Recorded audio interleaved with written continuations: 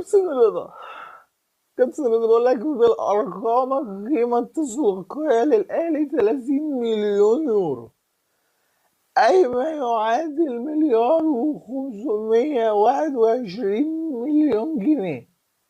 يا كابتن رضا لو سمحت بيقول لك مؤهلك إيه؟ واستاد أبيجان 200,000 يورو، أي ما يعادل 10 مليون جنيه، وهي نفس القيمة التسويقية لخالد عبد الفتاح التي تقدر ب200,000 يورو. حضرتك ليه بتشرح لي القيمة التسويقية لاستاد أبيجان؟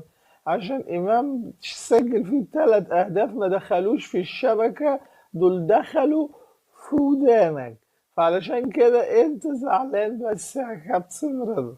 انما تقول لي استاد ابيجان، طب ما لو جيت قلت لك زيزو مسجل في فلان